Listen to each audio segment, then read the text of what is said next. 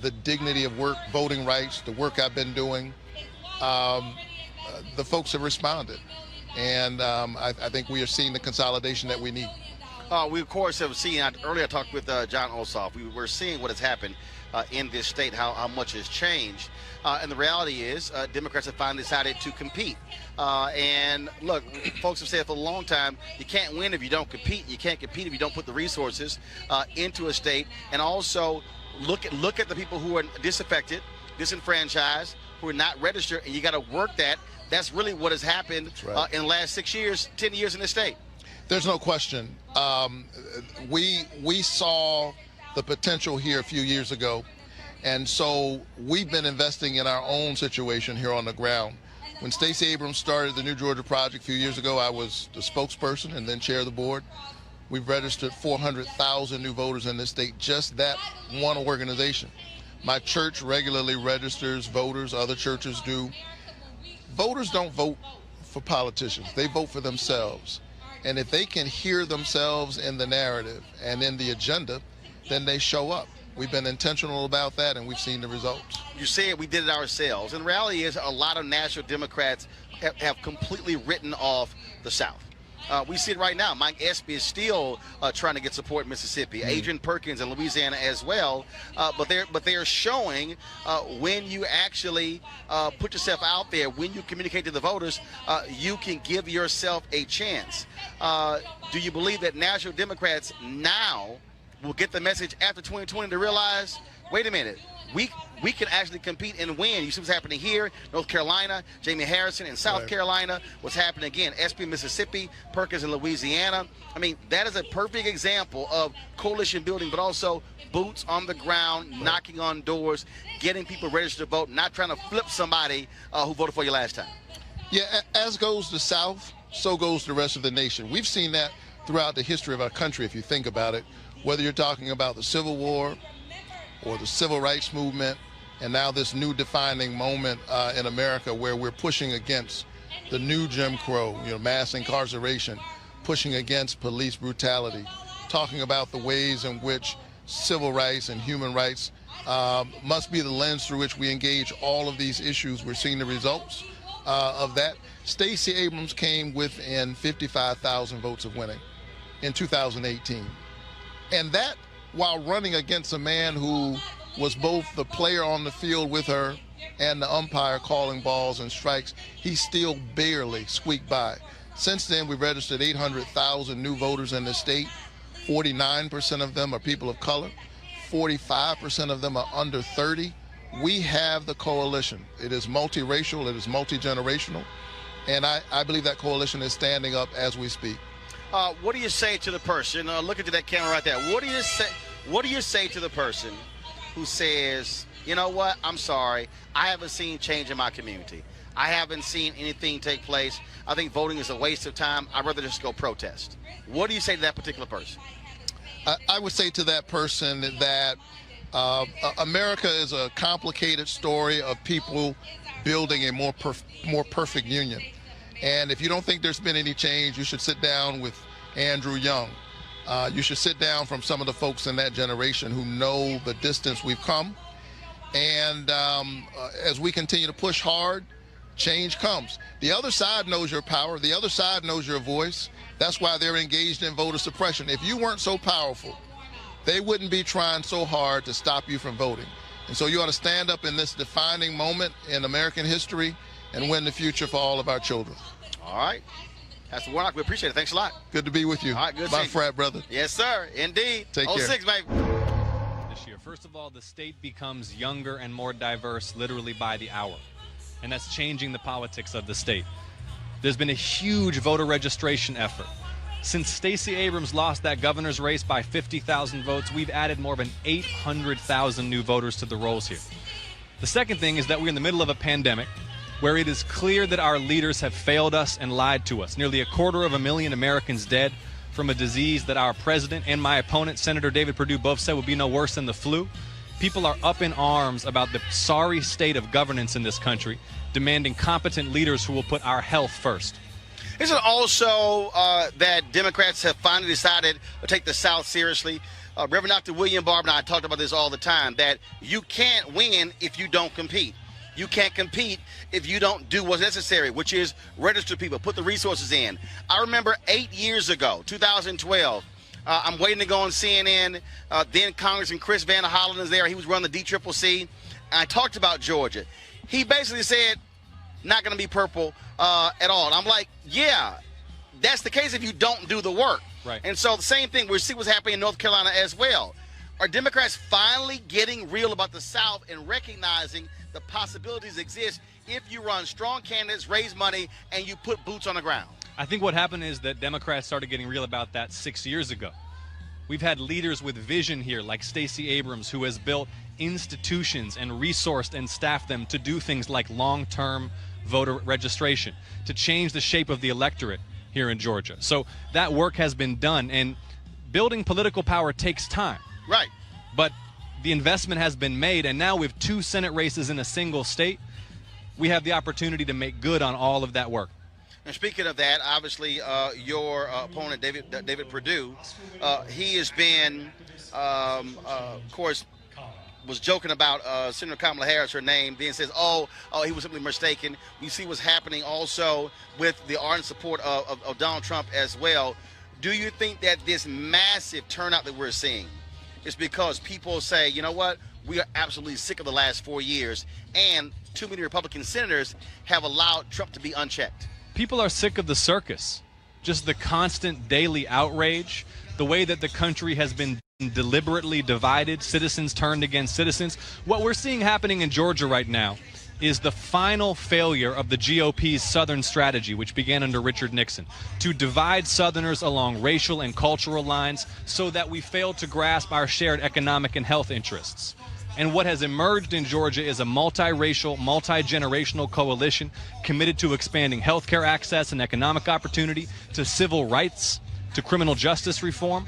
And that new coalition has made the old way of dividing people along racial lines ineffective. So when my opponent decides that the best he can do is to belittle the Democratic vice presidential nominee for her heritage, he's playing an old game that is not going to work in the South anymore. We just saw Republicans pick Amy Coney Barrett. We saw how they attacked, frankly, President Barack Obama with his appointees. Are Democrats also seeing why you can't ignore the courts? Because you can elect all the folks that you want to Congress, to the Senate, but if the laws are unconstitutional, you really are having the courts really run the country. Well, I think that there is a heightened understanding of the role that the Senate plays, not just in legislating, but in confirming judicial appointees. And I think that this Supreme Court fight right now has elevated the issue of health care, which was already top of mind in the middle of this pandemic, because the Supreme Court will be hearing oral arguments in the challenge to the ACA just days after the election. So the fact that they have spent their time rushing this justice through, totally hypocritically, from where they were 4 years ago, instead of, for example, passing more economic relief for working families and small businesses in the middle of a pandemic, speaks to where their values are and their priorities are, and also has made people realize, hey, our health insurance is at risk right now. And what I keep reminding people is that, of course, Democrats keep talking about the Affordable Care Act, that Supreme Court case. They also are going to hear a voting rights case next month as well out of Arizona that could very well gut Section 2 after Section 4 was gutted with the Shelby v. Holder decision. That's right. Shelby v. Holder, 2013, they took out Section 4B. Voting Rights Act, the rest of it's on the line. The Civil Rights Act is on the line. Roe v. Wade is on the line. The Affordable Care Act is on the line. And the Senate is the last bulwark against the courts, the federal court system becoming this partisan ideological forum where our health care and our voting rights and our civil rights and the privacy of women's health care will be under sustained attack. That's another reason we have to win these Senate races, and folks need to get out and vote. We know what this is. It's Kelly Loeffler trying to play the race card to divide us. It's meant to scare you. It doesn't change anything or help any of us. This is the old politics. Georgia's too busy to hate.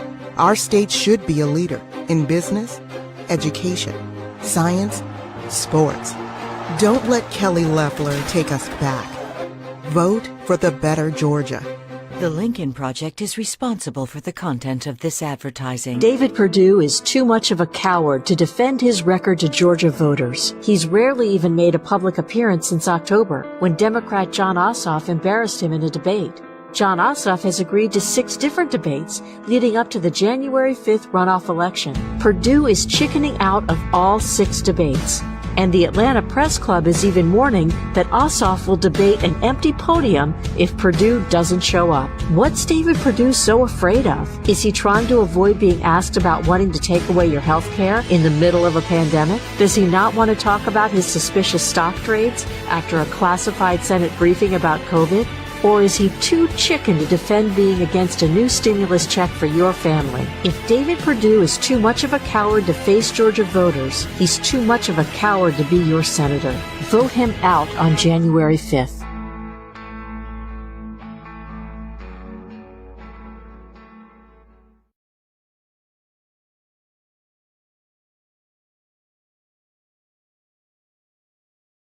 "'Twas the night before Christmas, as Georgia turns blue.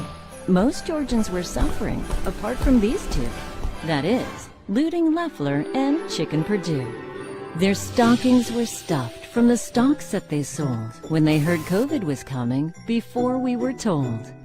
They sold shares in casinos, airlines, TJ Maxx, and invested in drugs and in medical masks. They bought stocks that would rise, sold stocks that would fall.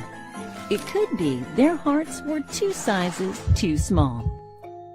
They played down the virus, said we'd all be fine, while Loeffler bought a jet on the taxpayer's dime. And don't get me started on Chicken Perdue. How chicken is he? A debate he won't do. So come one, come all, let's vote by the 5th and make Warnock and Ossoff your 2 Senate picks. Midas Touch is responsible for the content of this advertising. The man who stood behind this pulpit was opposed by the powerful and wealthy. He was called a communist, that he hated the police and his movement would destroy America. They attacked his personal life and distorted his policies. Sound familiar? It should. The hateful voices of old Georgia are back. They attacked Reverend King. Now they're attacking Reverend Warnock. It's disgusting. It's wrong. But with Mitch McConnell and Kelly Loeffler, it's no surprise. The Lincoln Project is responsible for the content of this advertising. Months before we all knew how dangerous COVID would be, Georgia Senators David Perdue and Kelly Loeffler got a secret briefing on it. But instead of helping Georgia prepare, the millionaire Republicans made themselves even richer. On the same day of the Senate briefing, Perdue bought stock in a personal protective equipment company. Loeffler sold millions of dollars in stock the same day of the briefing, then bought stock in a company that makes work-from-home software.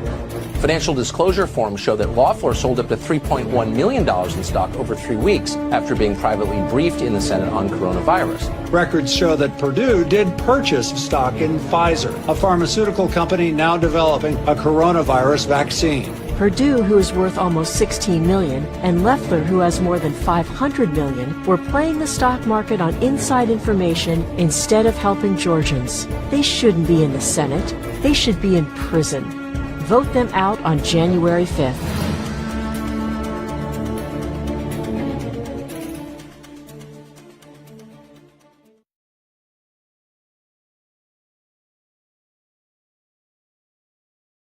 Hi, I'm Dr. Ida Brown. I am an orthopedic surgeon practicing in New York City. I am on here to remind everyone in the state of Georgia, it is so important that you vote in this runoff election on January 5th. Elect Jon Ossoff and Raphael Warnock. If we want this pandemic to be under better control, if we want our country to get some money for all of the loss during this time, if we want healthcare to be expanded to deal with everyone who's survived COVID and now has different complications and a different medical condition, we need to flip the Senate. So vote Warnock and Ossoff, Georgia, January 5th. Thanks. Jon Ossoff and Raphael Warnock are running to serve Georgia in the Senate. So you might think this ad is about Kelly Loeffler and David Perdue. Sure, They both received secret COVID briefings while their stockbrokers cashed in. Yeah, they both embraced the crazy conspiracy nuts. But Loeffler and Perdue aren't really on the ballot. No, Jon Ossoff and Raphael Warnock are really running against Mitch McConnell. If Mitch elects his pet senators, it's 4 more years of what we just voted out. McConnell will block COVID relief for Georgians, stop Joe Biden from appointing qualified doctors and scientists to fight this pandemic. Loeffler and Perdue will vote with McConnell every time, no matter how much it hurts Georgia. No, you won't see McConnell's name on the ballot, but he's there. The Lincoln Project is responsible for the content of this advertising. Corrupt Senator Kelly Loeffler, by far the richest person in Congress, doesn't want you to know about the luxury private jet she bought with your tax money. Last year, Loeffler bought a Bombardier Challenger 300 jet, which she and her husband owned through a shell company named after Loeffler's $10 million Atlanta mansion. Her financial disclosures show the jet is worth up to $25 million. Corrupt Kelly Loeffler was able to put the cost of her private jet onto the taxpayers through a loophole in Trump's tax bill. Loeffler's shell company deducted 100% of the cost of the purchase, meaning Georgia's working-class taxpayers paid for a senator worth $500 million to fly around in luxury. All of this despite her constituents barely hanging on during the pandemic. Kelly Loeffler is all about Kelly Loeffler, not Georgia. Vote her out on January 5th.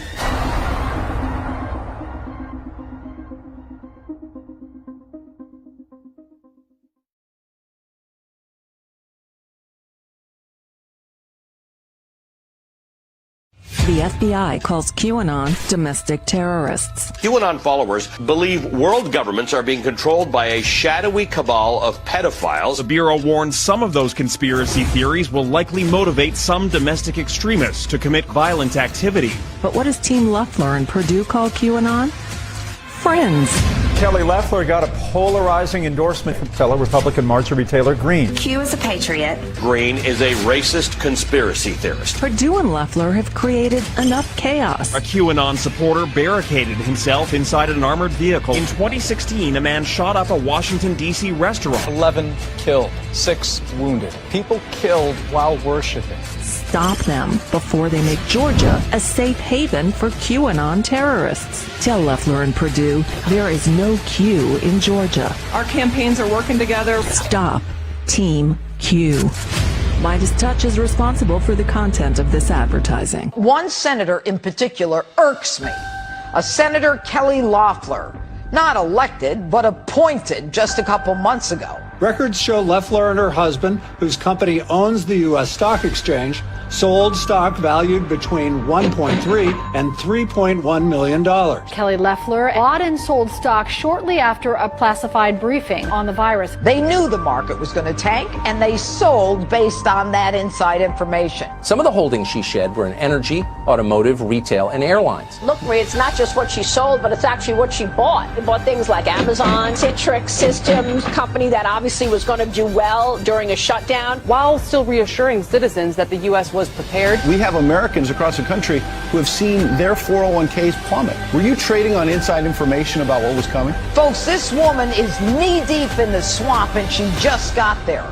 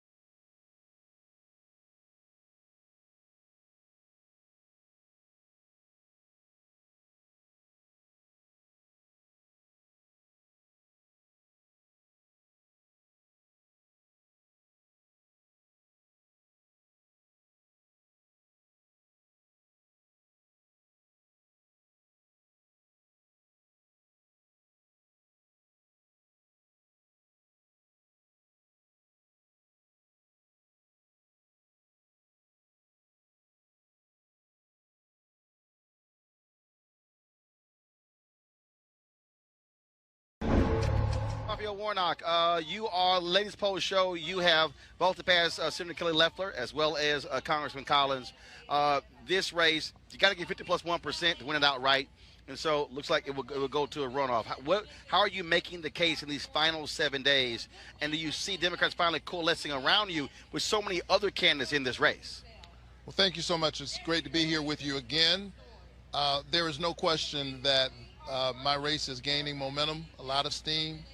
I don't want to be on the roller coaster, but all of the numbers are clearly moving in the right direction. I think that in the early months of this campaign, as a first-time candidate, I was putting together a coalition and strengthening our resources.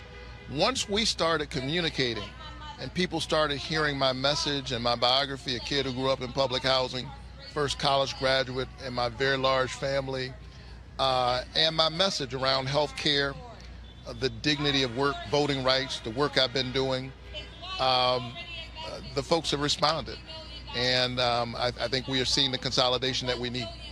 We, of course, have seen, earlier I talked with Jon Ossoff, we're seeing what has happened in this state, how much has changed. And the reality is Democrats have finally decided to compete. And look, folks have said for a long time, you can't win if you don't compete. You can't compete if you don't put the resources into a state. And also look at the people who are disaffected, disenfranchised, who are not registered, and you got to work that. That's really what has happened in the last 6 years, 10 years in this state. There's no question. We saw the potential here a few years ago, and so we've been investing in our own situation here on the ground. When Stacey Abrams started the New Georgia Project a few years ago, I was the spokesperson and then chair of the board. We've registered 400,000 new voters in this state, just that one organization. My church regularly registers voters, other churches do. Voters don't vote for politicians, they vote for themselves. And if they can hear themselves in the narrative and in the agenda, then they show up. We've been intentional about that, and we've seen the results. You said we did it ourselves. And the reality is a lot of national Democrats have completely written off the South. We see it right now. Mike Espy is still trying to get support in Mississippi. Adrian Perkins in Louisiana as well. But they're showing when you actually put yourself out there, when you communicate to the voters, you can give yourself a chance. Do you believe that national Democrats now will get the message after 2020 to realize, wait a minute, we can actually compete and win? You see what's happening here, North Carolina, Jamie Harrison in South Carolina, what's happening again, Espy, Mississippi, Perkins in Louisiana. I mean, that is a perfect example of coalition building, but also boots on the ground, knocking on doors, getting people registered to vote, not trying to flip somebody who voted for you last time.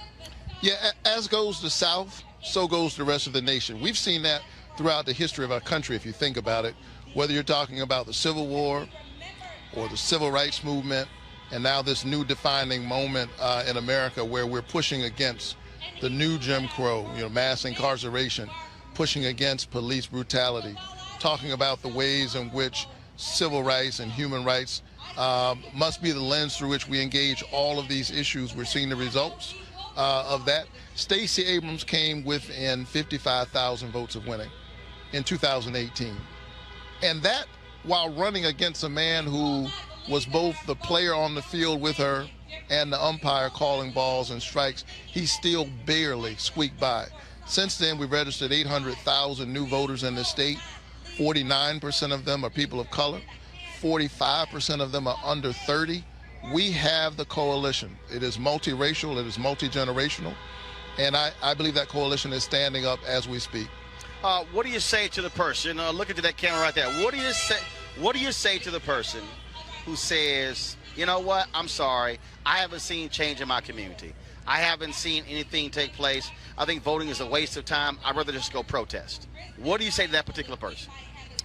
I would say to that person that America is a complicated story of people building a more perfect union. And if you don't think there's been any change, you should sit down with Andrew Young. You should sit down from some of the folks in that generation who know the distance we've come.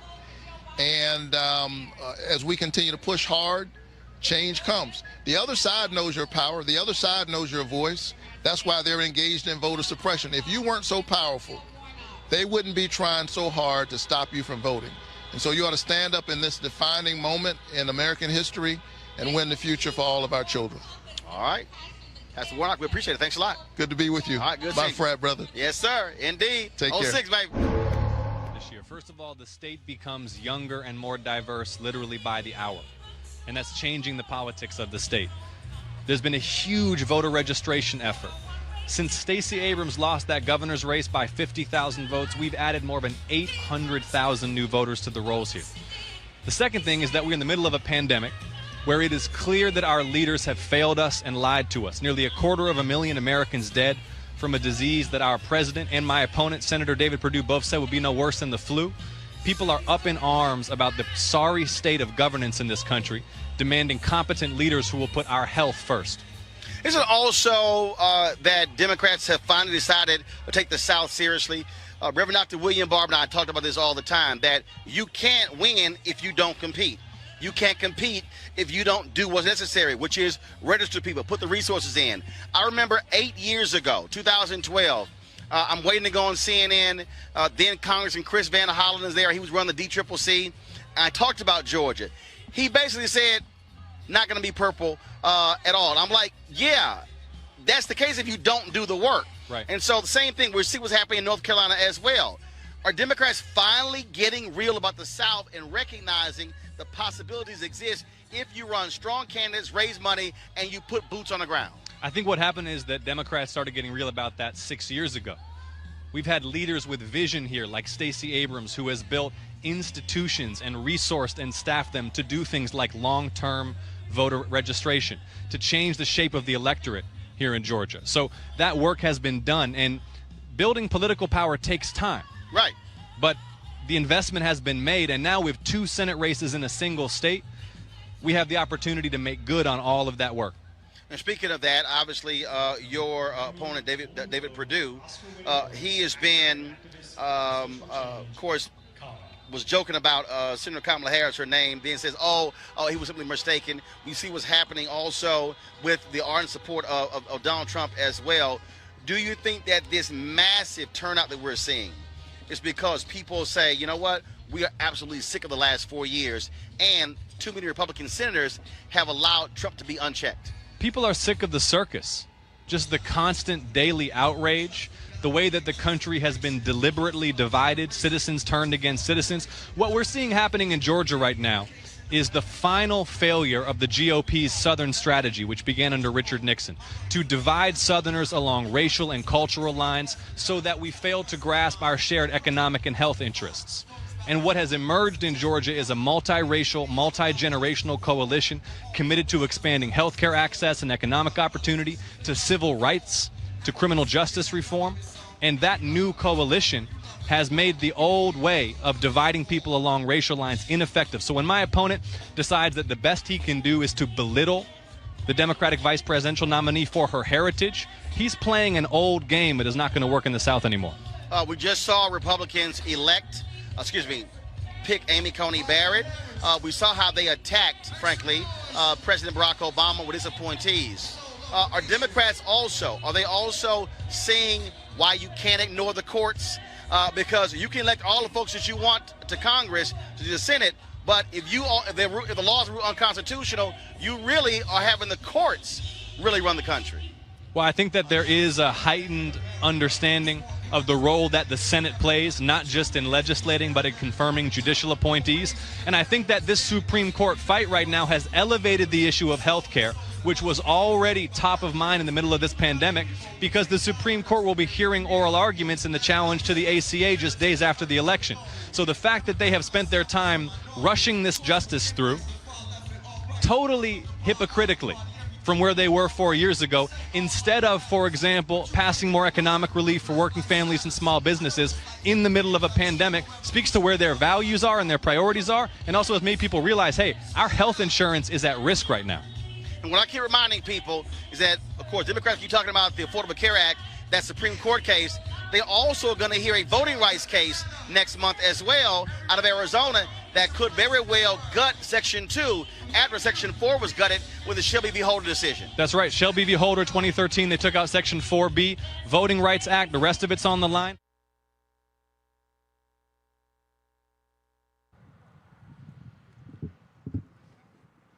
Welcome, Rockdale! This is a blue county and proud of it. And we are going to we took this voice to the White House, and now we're going to take it to the Senate. We are going to make sure that Daniel Blackman, Reverend Warnock, and Jon Ossoff take us to the finish line. We want to make sure that everyone remembers that early voting starts next Monday, and it will be right here at 1400 Parker Road. So we want to make sure that you come out early and vote. We also want to make sure we do have mail-in request ballots at the tables. So if you haven't requested your ballot for mail-in, please make sure you get it, because our vote will count 100%.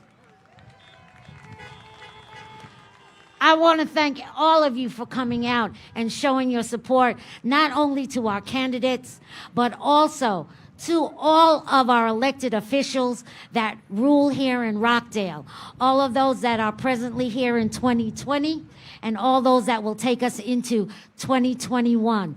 They all work and give 100% to this county, and we appreciate every last one of them. And lastly, as chair of the party, I want to say I appreciate you, because without your votes and without you coming out, this county could not make the showing and show the rest of Georgia that the second smallest county in this state leads the way.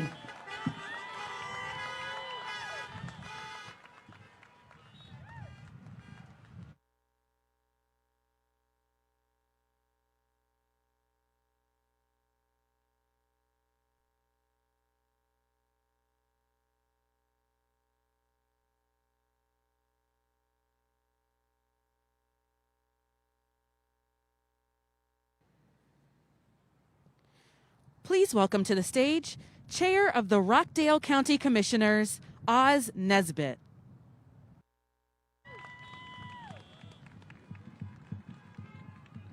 Rockdale County, are you ready? Rockdale, are you ready? Come on, do better than that. Come on, Rockdale, are you ready? Woo! Let me tell you that Rockdale County is blue. We've been blue for a long time, baby. We're going to be blue all the way to January 5th when we're going to do it for Jon Ossoff and Raphael Warnock in Rockdale County. We want to say to all of our elected officials, to our chairperson, Sheriff Miles Board of the Democratic Party here in Rockdale County, we certainly appreciate all of you, my colleagues, Dr. Doreen Williams, Commissioner Sherry Washington. We thank you all for your support. Sheriff Levitt is coming up here soon to talk to you a little bit more, but I'm telling you, we're going to continue to send a message throughout the state of Georgia and throughout the southern region of the United States that Rockdale County, the second smallest county in the state of Georgia, is already blue, and we're going to be blue all the way to January 5th of 2021 when we place Jon Ossoff and Raphael Warnock in the Senate in the place they need to be. That's right. That's right.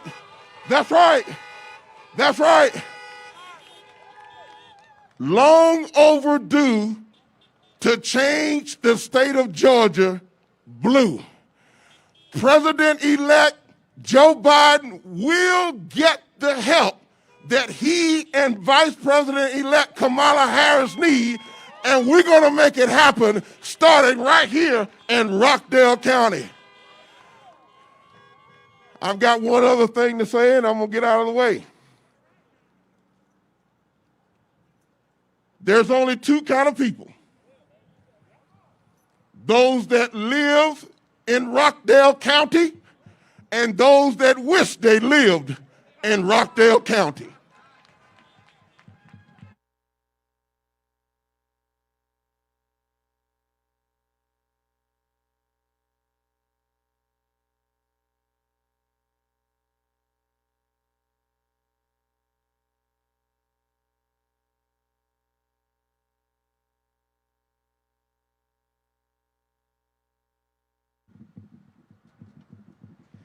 Please welcome to the stage Rockdale County Sheriff Eric Levitt.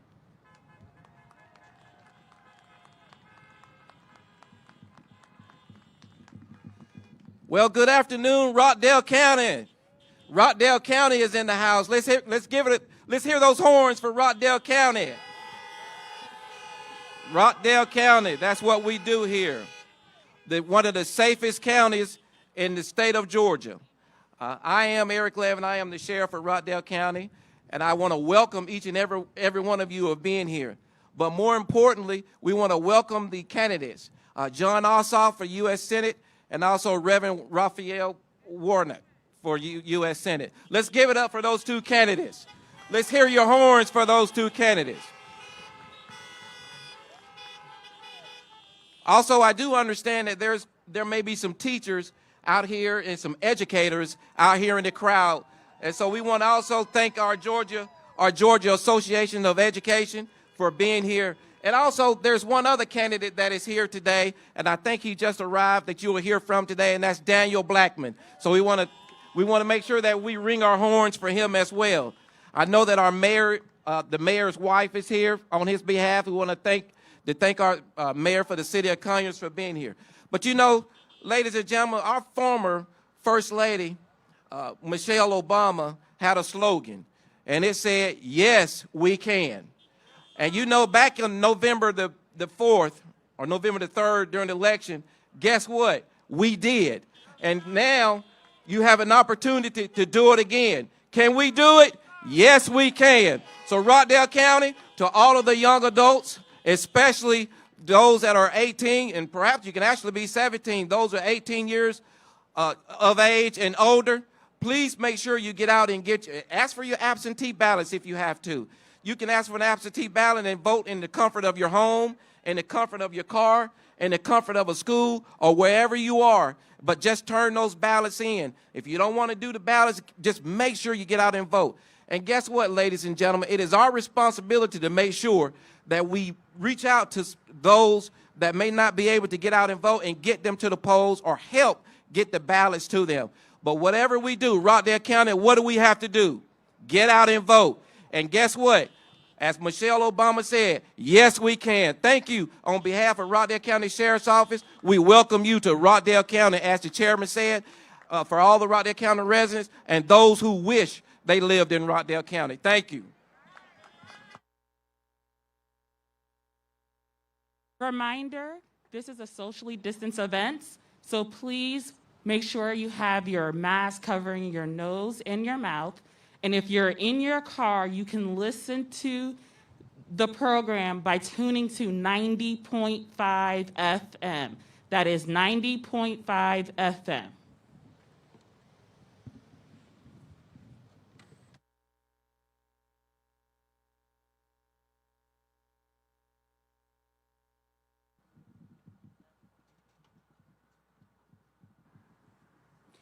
Please welcome to the stage Eric Hubbard from the office of Congressman Hank Johnson.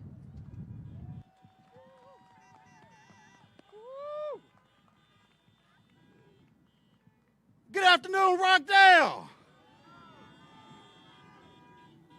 Are we fired up? Ready to go? Blow them horns. Let's get to work. Congressman Hank Johnson want to thank Rockdale for helping to turn Georgia blue. He's up in D.C. right now trying to do what he can to get some emergency relief for us in America. He asked me to let you know that he needs some help. President-elect Biden needs some help. See, the House passed the HEROES Act in May to get a second relief package to the American people. But we didn't have help. The Senate held up the act. And now we have to act in a state of emergency because we did not have people working for us to make sure that we got what we needed. Our schools need our kids there. Our neighbors need to be working here. Health care for all is what we are supposed to have. We need help. We need 2 U.S. senators from Georgia who are concerned about the millions that they represent and not concerned about the millions they can make. We need Raphael Warnock and Jon Ossoff so that we can have the help that we, the American people, are employing individuals to provide. The Senate works for you. Congress works for you.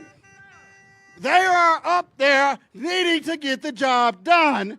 And the only way we can do it, and I would like to say hello to the world, because Georgia is on the mind of the entire world. They want to see what we're going to do in Georgia.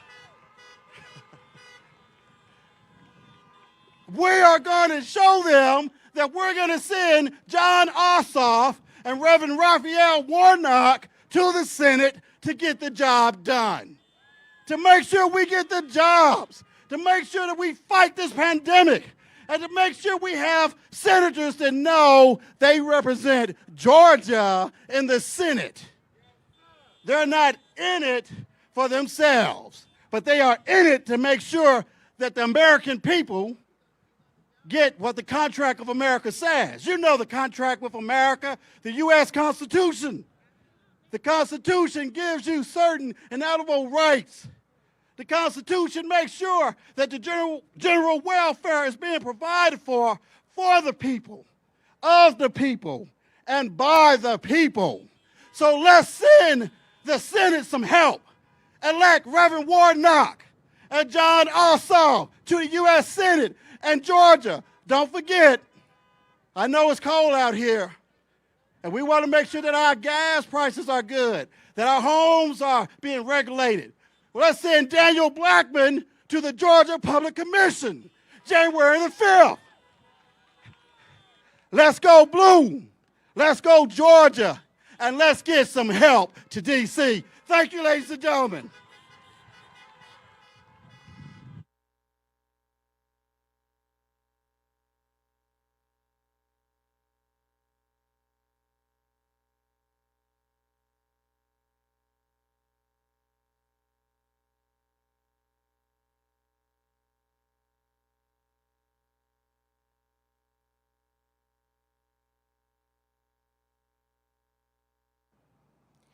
Please welcome to the stage Rockdale County Tax Commissioner Tisa Smart Washington.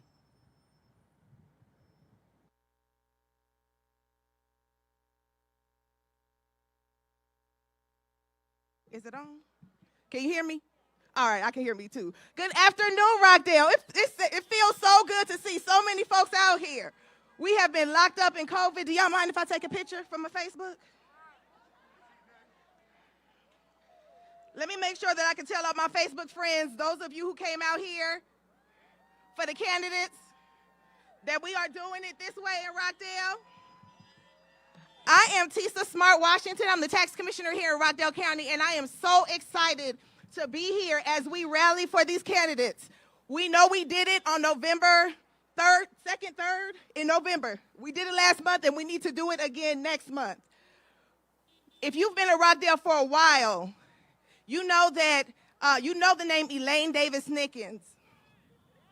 Elaine Davis Nickens was a powerhouse, a political powerhouse here in Rockdale County.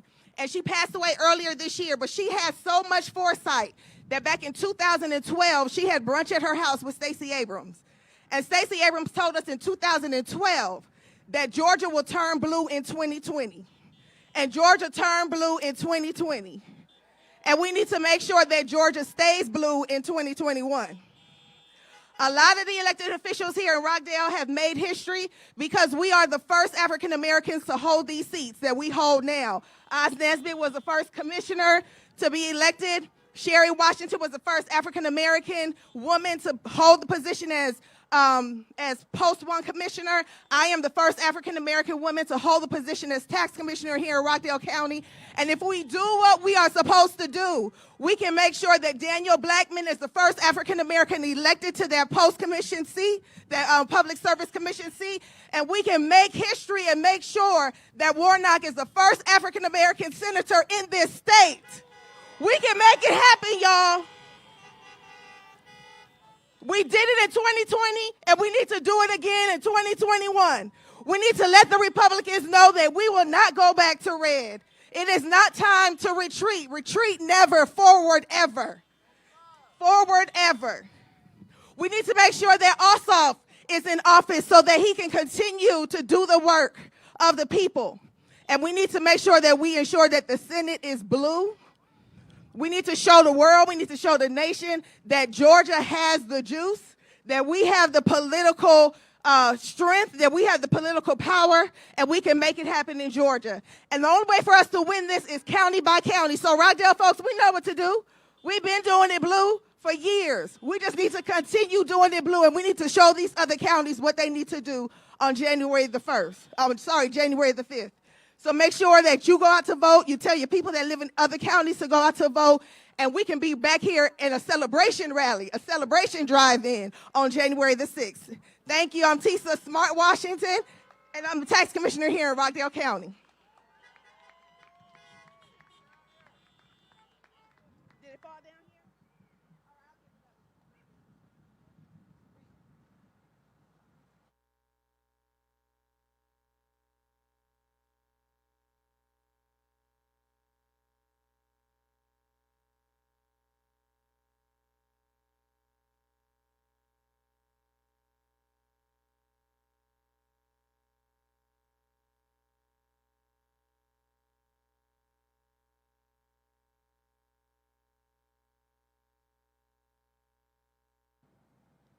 Please welcome to the stage WNBA player Angel Makautri.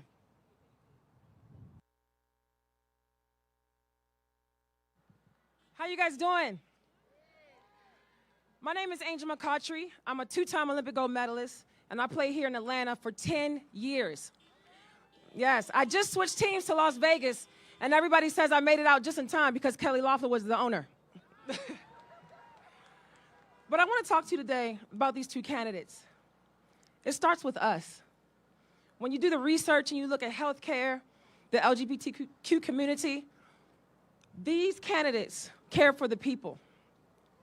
I've traveled all over the world due to basketball, and some things have stuck with me.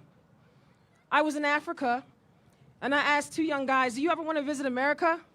And they said, oh, no, we don't want to get shot. That is the perception of our country. I was in France, and someone said to me, why do you guys always refer to black and white? Aren't you all American? That is the perception of our country. I have a friend in Australia. They said that America's #1 on places not to visit. They have a list of places not to visit, and we're #1 due to COVID, due to social injustice, due to gun laws and gun violence. This is not our country. We are supposed to be the leaders of the world, but right now we are the laughing stock. It must change today, right now with your vote. We don't want to look like this to the world anymore. We lead by example. So it starts right now with your vote and voting these two candidates in right now, Jon Ossoff and Reverend Warnock. Thank you so much.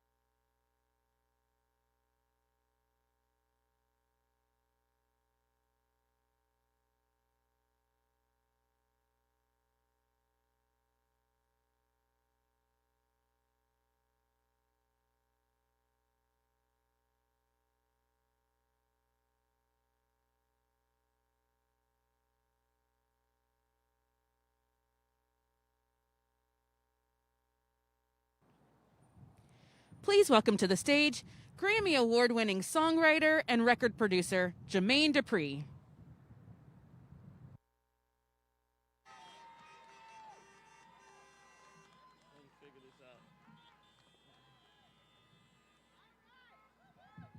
Yo, I just want to come out here and make sure that everybody understands. As a person that's been representing Georgia for the longest around the world and everywhere I go, I have all my friends and people from other cities calling me, making sure that I'm out here doing my part and that we do our part here in Georgia. And it's really important because we are really being watched, and it's important that we take these seats that we need, you know what I mean? So I'm out here to support this, and I hope that everybody out here is Team Blue, and you're going to go back home, and you're going to make sure that we get everybody else out here to vote. It's really important. A lot of people don't understand how much more, how bad we need this, and how important this is for everybody. So if you Team Blue, I need to hear your horn right now. If you outside and I can hear you, I need to hear you hit Team Blue. All right. So like I said, make sure that you take this energy and give this to anybody that you don't believe is out here doing what they're supposed to be doing. Because I know there's a lot of people that don't understand. I just was on live letting people know that I'm here, and they don't understand how important this is. This is really, really important. And like I said, I just wanted to bring my energy out here and do this. I'm not a politician or none of that. Y'all know I make music, but I represent Georgia, and that's the Blue team. Let's go.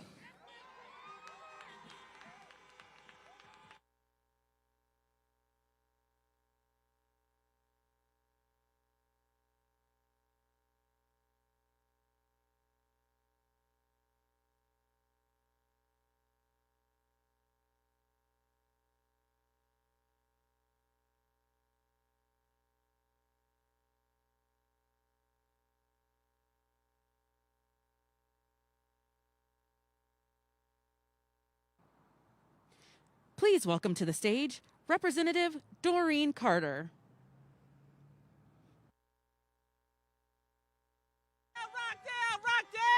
Rockdale in the house. Hello, everyone. I am State Representative Doreen Carter. I am so excited that we're going to send 2 Democrats to Washington to represent our state and to ensure that we are victorious.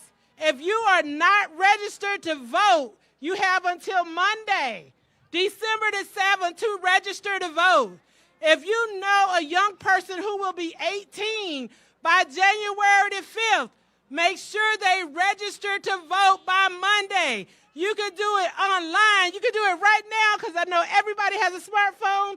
We have some people right here that they could do voter registration where you have hard copies, and then check and make sure you have not been purged because they are purging folk off the voter roll.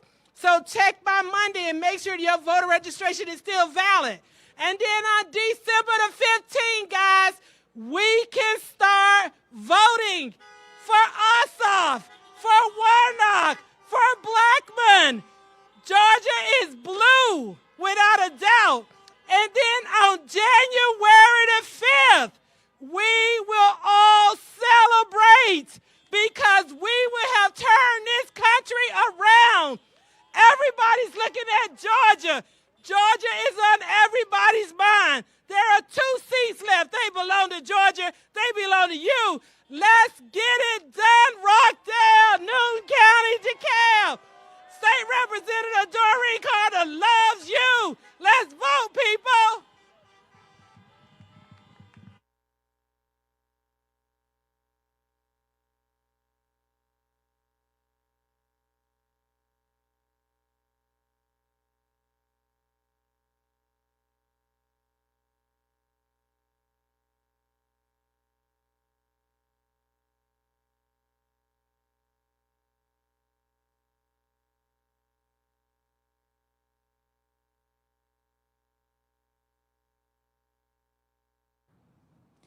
Please welcome to the stage Representative Pam Dickerson.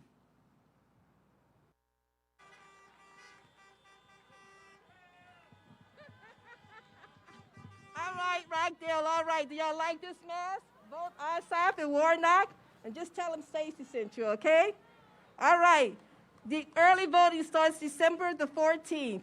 We will have early voting right here on Parker Road, right in this building to my right, and we would love to see everybody come out and vote. Every vote counts. Please, every vote counts. Depend upon your lives. Depend upon it like your lives depend upon it. In other words, we need everyone to come out and vote. It's good to see everyone. I'm happy to be out here.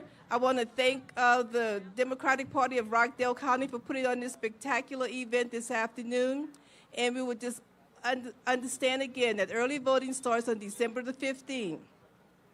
This is a very important election, as we know, because it will determine how our government will be ran for the next 4 years, or at least 2, because, you know, there are another election for senators in the next 2 years.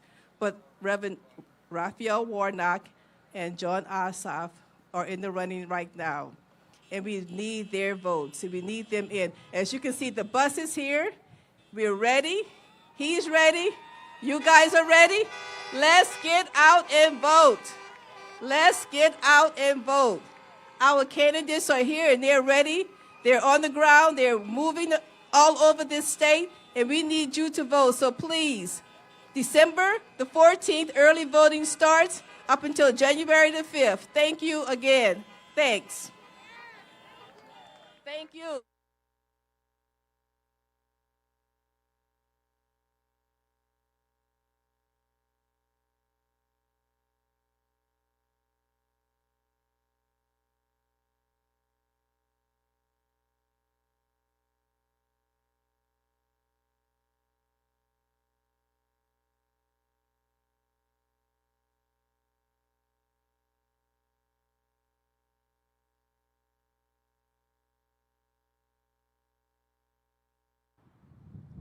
Please welcome to the stage TV personality and actress Portia Williams.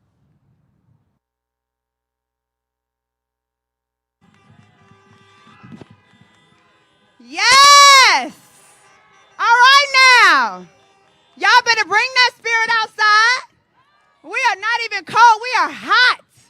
Listen, I am Portia Williams, and I'm the granddaughter of Reverend Hosea Williams. So I come to bring his energy today. And I feel it right now that I'm right amongst people who know what we got to do. We got a job to do today. Ain't that right? Now, voting for me is very important. But this particular election on December 5th for the Senate runoff race is very important for me. My grandfather, Reverend Hosea Williams, that's actually his birthday. All right? So for me, I want to be able to honor my grandfather, honor his legacy, honor his sacrifice. Remember that day, Bloody Sunday? Remember that? Remember when he was standing next to John Lewis? Remember that? Remember what they had to go through and fight through to show America its ugliness so that we can have a change, so that we have the opportunity and the ability to vote? Do you guys remember that? Well, guess what? On December 5th, we're going to act like we remember. We're going to be a part of history. We're going to reverence them, honor them, let them know that their sacrifice, everything that they stood for, is still within us. Their legacy has not died. The Voting Act of 1965 was put into place for us right now. We were all born for a moment such as this. And we're all going to activate our activism. Ain't that right? Got that right. Now, I know that we all, and I want to first say thank you to the country, to the nation, and most of all to Georgia, honey. Give yourselves a round of applause. Because you all showed America that we will not be complacent. We will not step aside and sit aside and while they lay on us, have their feet on our necks and everything else weighing on our back along with the pandemic. We stood up and we educated ourselves about our candidate. We got behind Kamala Harris. We stood behind Joe Biden. We found out what policies they stood for. Guess what? We're going to do the same thing for our two candidates of choice for the Democrat Senate seats, Jon Ossoff and Reverend Raphael Warnock. Let's let them know that this year is like none other year. We are voting like our lives depend on it. And we showed them just that in the presidential race, and we're going to do it again. Isn't that right? A lot is standing on this race. The Republicans currently have 50 seats. We currently have 48 seats in the Senate. The 2 seats that we are going to claim, and I claim it in the name of Jesus, the 2 seats that we're going to claim belong to Jon Ossoff, belong to Reverend Warnock. If they don't get those seats, then everything we did for Joe Biden and Kamala Harris will be in vain. If we don't put them in those seats, then the Republicans who are going to control the White House and the Congress will undermine everything that we are fighting for. Every step forward for Black Lives Matter, every step forward for the LGBTQ community, every step forward for immigration, every step forward for our lives and our health during this pandemic. We are not going to let the Republicans win. We're going to put Jon Ossoff and Reverend Warnock in those 2 seats so that we can be the wind beneath Kamala Harris' wings, so that she will be able to make that Democratic vote, honey. She will make that vote. And we will then, as the people, control the White House and the Congress and get it done. We will not be undermined again. So in the name of Jesus and whomever power you stand under, please get up, grab somebody, and vote. If you're not registered, get registered by Monday, December 7th. December 14th, I need you to be there for early voting. We can't be late on nothing, okay? We're going to be there on December 14th, early voting, because that's what got our president in the house. All right, now, the mail-ins is what got him in the house, right? So we're going to get out. We're going to early vote December 14th, and December 5th, baby, we're going to shock the world again. Georgia is going to show up and show out. I love you guys so much. Thank you for having me. Be blessed.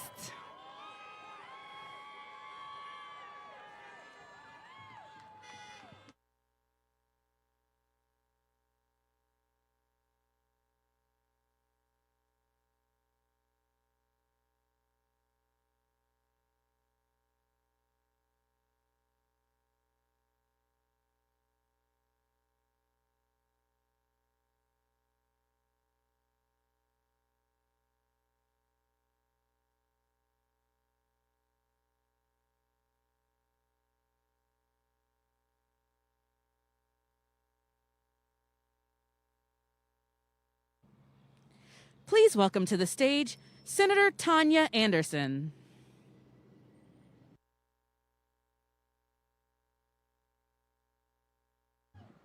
What's up, Rockdale County? Woo!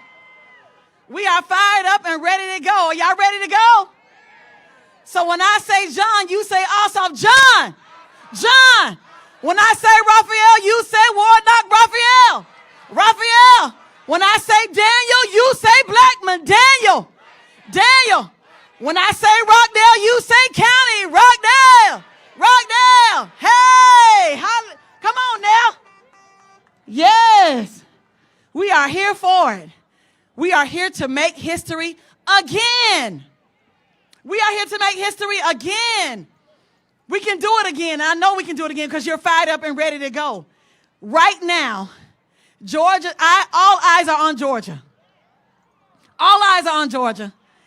And we love it because we're telling the world that their vote matters, that their vote counts, that everything about our election process is to count every vote. So because of Georgia, we're going to change the world.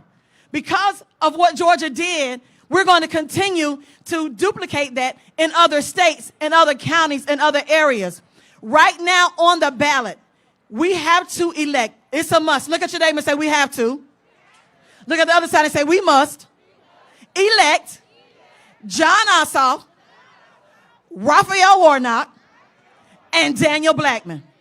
I'll tell you why. Daniel Blackman is very important. I'll tell you why. because the Public Service Commissioner determines how much you pay on your electricity bill, on your any utility bill. So we need Daniel at the table. Don't we need Daniel at the table? We need Daniel at the table. And then we need Jon Ossoff at the table because he will be unseat a Republican who doesn't care about jobs or justice. We need Reverend Raphael Warnock because the person that he's going to unseat doesn't care about health care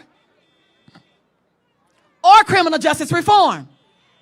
So we need Raphael, Jon, Daniel. Let's do it, Rockdale. Woo!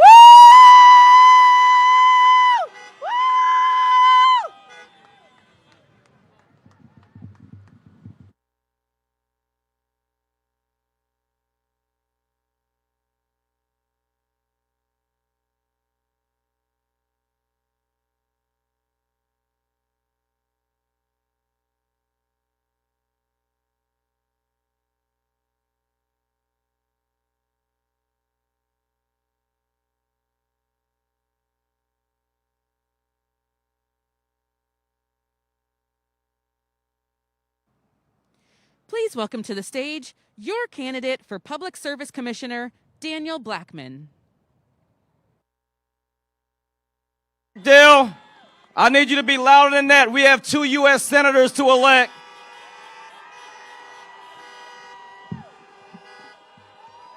Now, we have some amazing, amazing speakers here, but I cannot stress enough the importance of all the young people I see here and the responsibility that all of us have not to turn Georgia blue, but to keep Georgia blue and to continue to work to build up Rockdale and Newton and every other county in this area.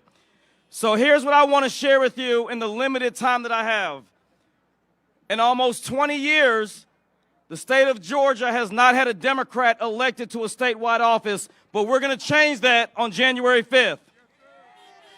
In the 141 year of the Public Service Commission, there's never been an African American to be elected to that seat, but we're going to change that on January 5th.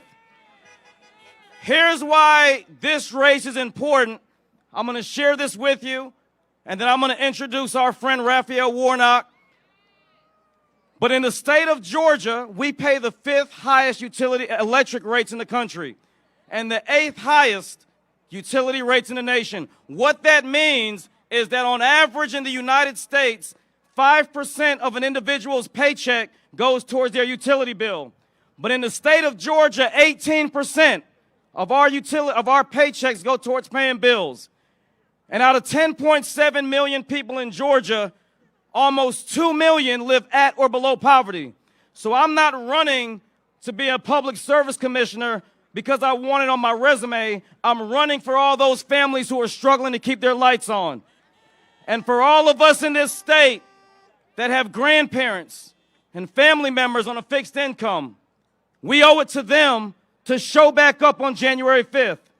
We owe it to them to give President-elect Biden and Vice President-elect Harris the responsibility and the support they need by having Jon Ossoff and Reverend Raphael Warnock to have the Senate majority so that their presidency can move our country in the direction that we all know it should go. The last thing I'll say about this position is the impact that COVID-19 has had on Rockdale County, on Georgia, and on our nation. 23 million Americans run the risk of eviction in this country. 205 million Americans run the risk of utility disconnections in this country.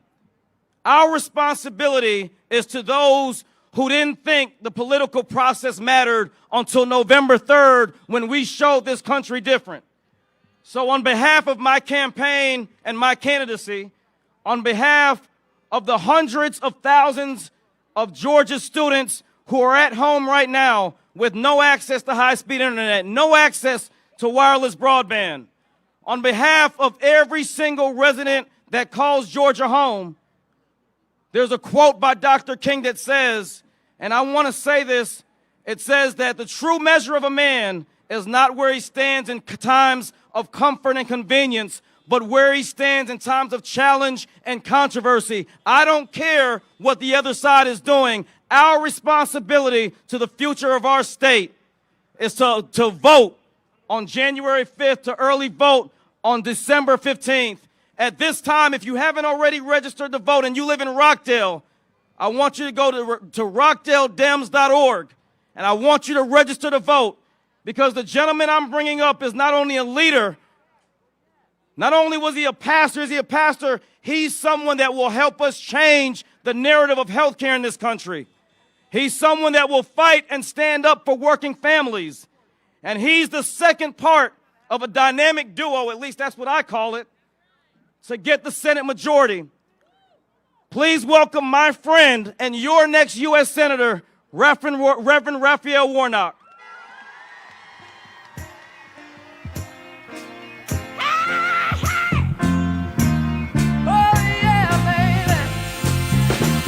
Like a fool, I went and stayed too long. Now I'm wondering if your love's still strong. Ooh, baby, here I am, signed, sealed, delivered, I'm yours. Then that time I went and said goodbye. Now I'm back and not ashamed to cry. Hello, everybody. All right, I'm a Baptist preacher. Y'all got to talk louder than that. Hello, everybody. Listen, it's wonderful to be here on this crisp and beautiful December afternoon.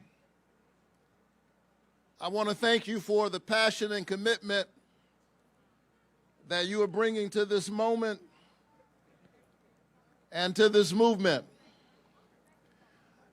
It's almost impossible to overstate the stakes in this election. We've been saying for a long time that elections have consequences. That feels like an understatement these days. For we have learned in tragic ways over the last several months especially that elections are a matter of life and death. We need to be thinking about the Americans over the last several months who have perished not only from the virus we call COVID-19, but more especially from the virus we call indifference and a lack of empathy in the highest places of our government. That's the virus that we need to fight in order to win against COVID-19. And so I've spent my whole career and my whole ministry focused on health care, because I believe that health care is a human right, and it is certainly something that the richest nation on the planet can and ought to provide to all of its citizens. And I'm running against a senator who was selected, not elected, who was appointed, and the people of Georgia are disappointed because she has spent her entire time in the Senate focused not on you, but focused on herself and focused on people like her. I don't know about you, but I think that the wealthy and the well-connected have enough representatives in the United States Senate. It's time for somebody representing ordinary people and ordinary families and working families and struggling families.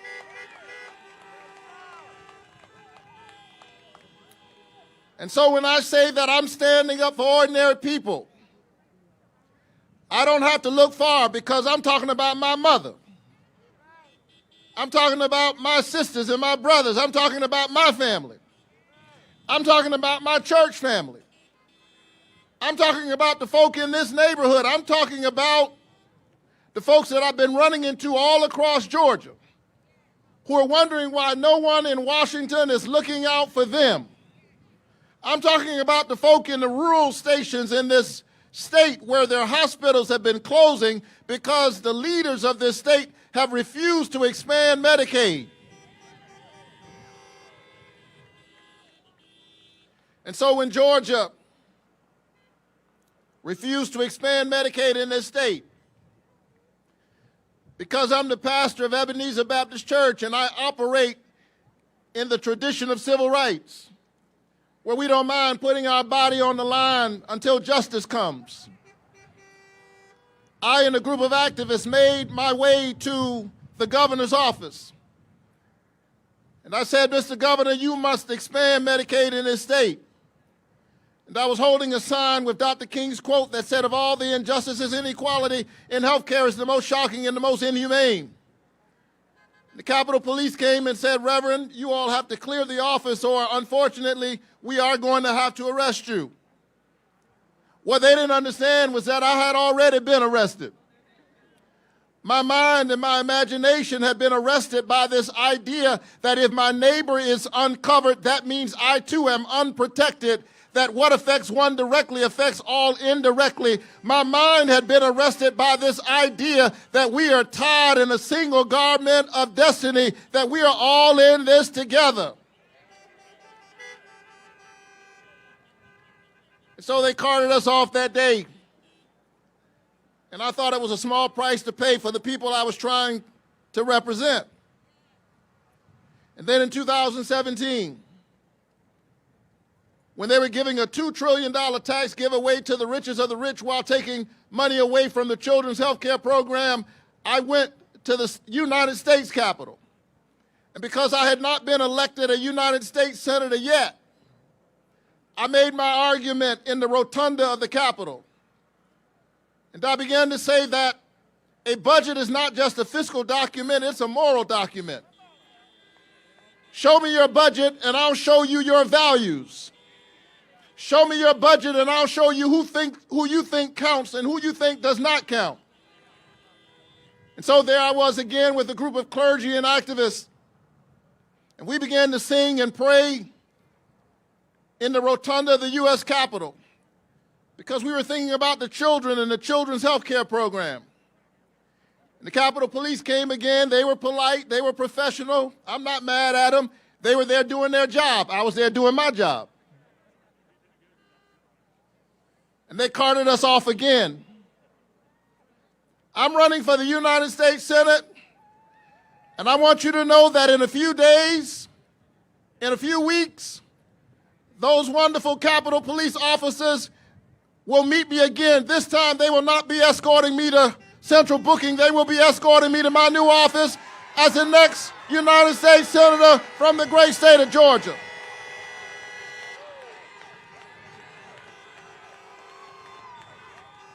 And there I'm going to stand with my brother from another mother, Jon Ossoff. And there he and I are going to fight the good fight on behalf of health, jobs, and justice in the great state of Georgia and in the United States of America.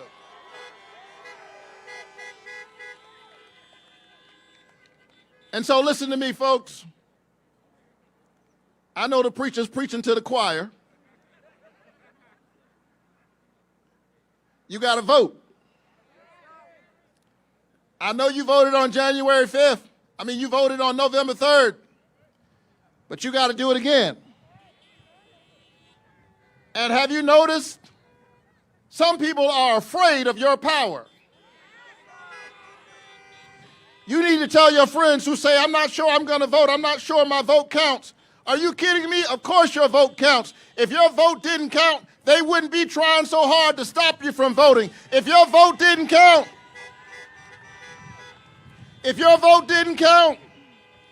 Lindsey Graham wouldn't be calling all the way from South Carolina to impact what's happening in the state of Georgia.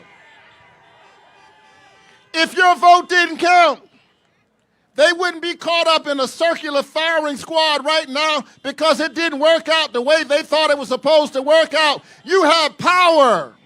Use your power. You have a voice. Use your voice. Your vote is your voice, and your voice is your human dignity. So tell everybody in your circle, because I'm preaching to the choir. I know all of y'all are going to vote. Some of you have already voted. But tell the folks in your circle that they must vote. They must vote like they've never voted before. They must vote for our beloved John Lewis, who, if he were here, would tell us to vote. They must vote for C.T. Vivian. They must vote for Joseph Lowry. But more importantly, they must vote for our children. And so let's go forth from this place. Pray for our country. And know that a vote is a kind of prayer for the kind of nation that we want to live in. Vote all the way down the ballot. Vote for Jon Ossoff. Vote for Raphael Warnock. Vote for Daniel Blackman.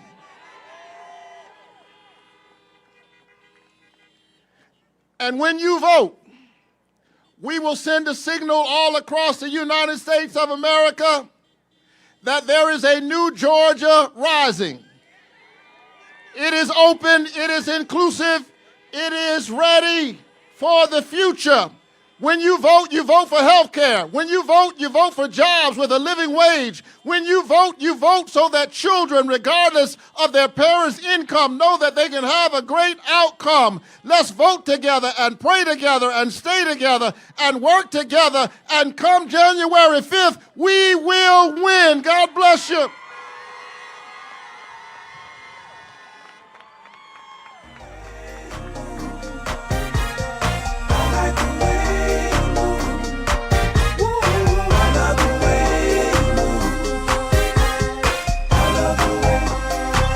Ladies and gentlemen, welcome my brother from another mother, Mr. Jon Ossoff.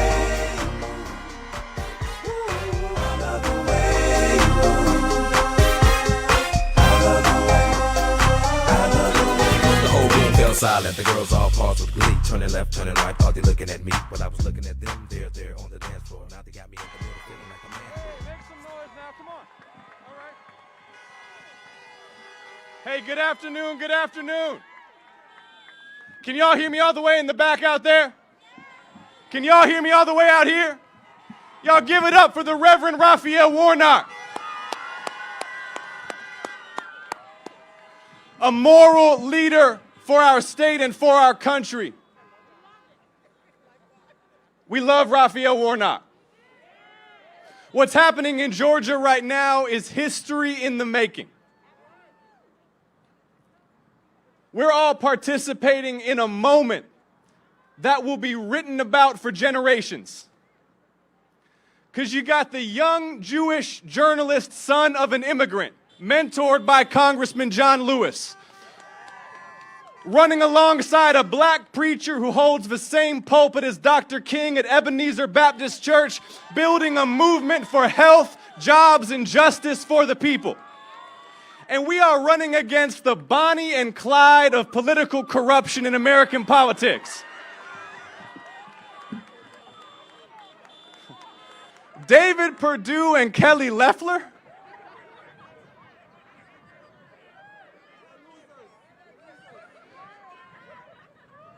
We got bigger and better things to talk about than David and Kelly, y'all. Like the kind of future that we want to build together. Let me lay out the stakes for you very, very clearly.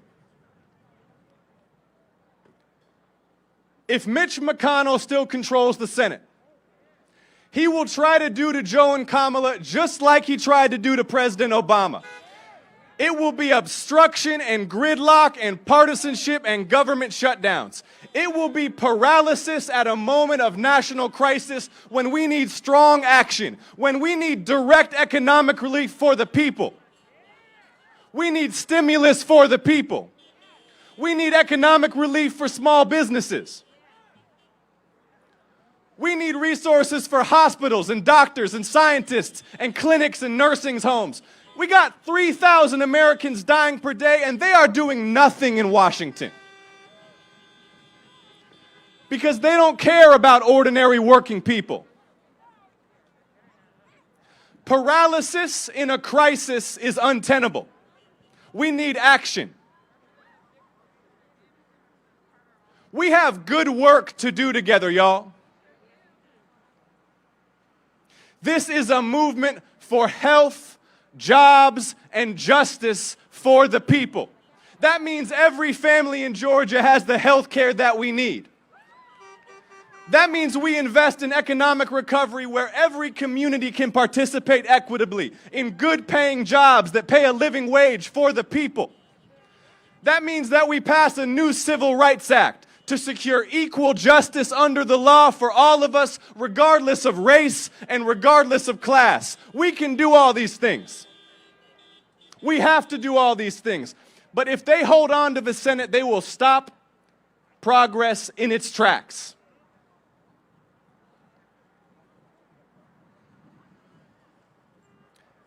Because they don't care about ordinary people.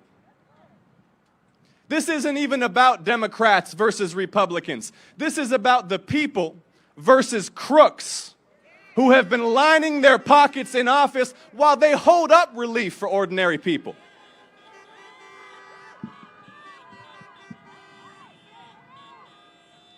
I mean, let's talk about it. Let's talk about David Perdue, who lives on a private island and treats his Senate office like it's his E-Trade account.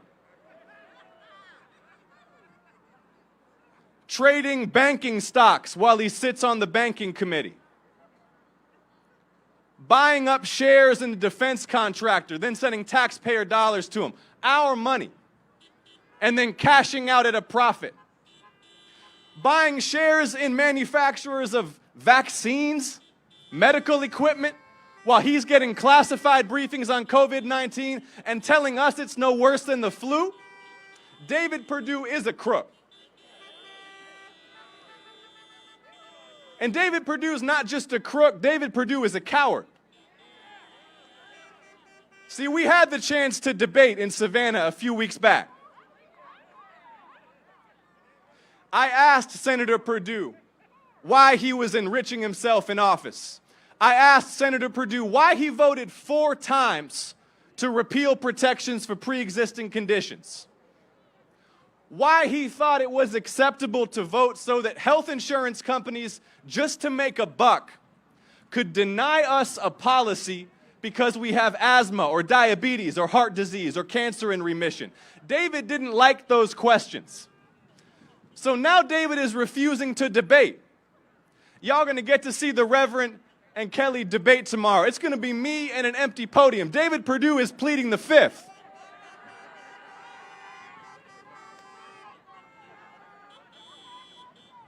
If David Perdue doesn't want to answer questions in public and debate his opponent, that's fine. He just shouldn't run for re-election to the United States Senate.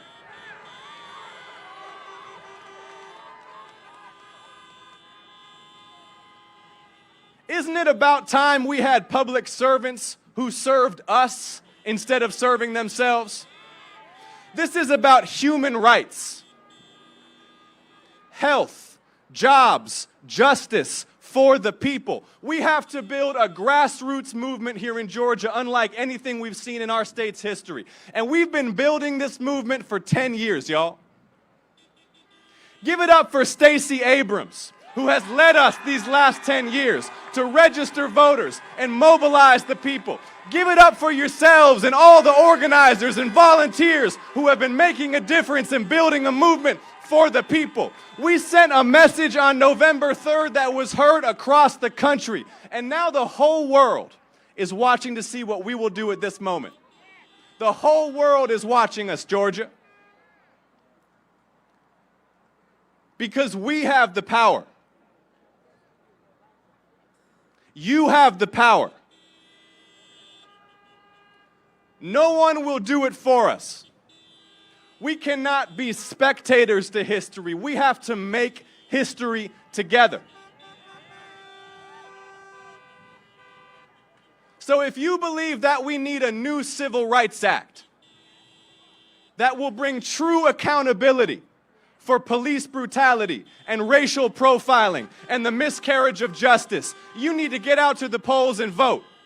If you believe we need a new Voting Rights Act to secure the sacred franchise for all people, you need to get out to the polls and vote. If you believe that health care is a human right and not just a privilege for those who can afford it, you need to get out to the polls and vote. If you believe we need to leave a clean, healthy, beautiful planet for future generations, you need to get out to the polls and vote. No one will do this for us. It is up to us. Health, jobs, and justice for the people. It's up to us.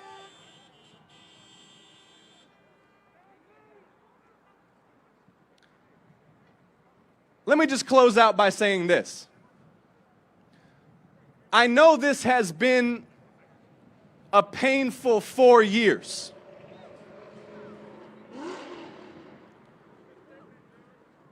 We've been torn apart by politicians who use fear and hatred and racism and division to divide us. And this year we've lost more than 250,000 Americans to this virus. Millions have lost jobs and homes and livelihoods and opportunities. It's important to remember that this is about the human consequences of elections, not the game, the real stakes. It is not a game. It isn't even about red versus blue. It's about the people, people's lives, justice, and opportunity. So if you believe now is the moment to stand up for health and jobs and justice, make some noise and make a plan to vote. If you're ready to organize and mobilize like we've never done it before, make some noise and make a plan to vote. I appreciate you. I love you. I wish you good health. Thank you so, so much, Rockdale County. Thank you. Thank you.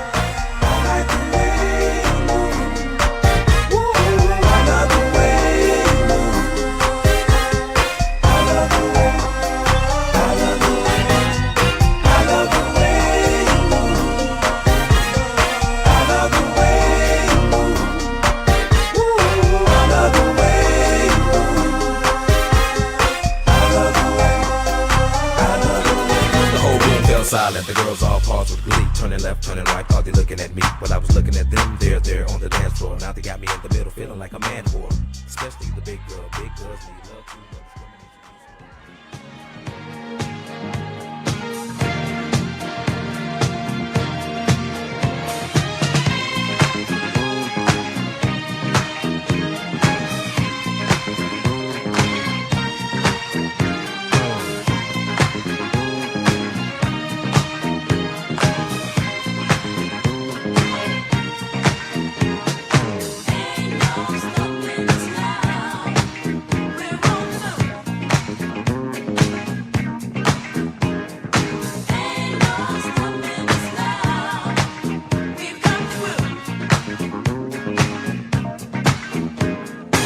There's been so many things that's held us down, but now it looks like things are finally coming around. I know we've got a long, long way to go, and where we'll end up, I don't know. But we won't let nothing hold us back. We're putting our show together, we're polishing up our act, girl. And if you've ever been held down before, I know you refuse to be held down anymore. Well, don't you let nothing stand in your way. I want y'all to listen to every word I say, every word I say. Ain't no stopping us now. All right, folks, Roland Martin here. All right, folks, Roland Martin here. We just finished the Jon Ossoff, Raphael Warnock rally here in Conyers, Georgia. Of course, Monday is a deadline for folks to register to vote here in Georgia. The runoff is going to be on January 5th. You heard from, of course, Portia Williams. You heard Jermaine Dupree and others who were speaking here as well. This was a drive-in rally, and so you heard the horns honking as well. And so that's what you're seeing right now. They're about to have a media availability right back here. So we're about to talk to them in just 1 second. So that's it for us. We certainly appreciate all of you watching this live stream. Tomorrow from 4 to 8 p.m., we're going to be broadcasting with Black Voters Matter for a dining and debate watch show. It's going to be taking place just like this here in another part of Georgia, and so look forward to that. And so we certainly appreciate it, folks. Thank you so very much, and then we'll see you on tomorrow right here on Roland Martin Unfiltered.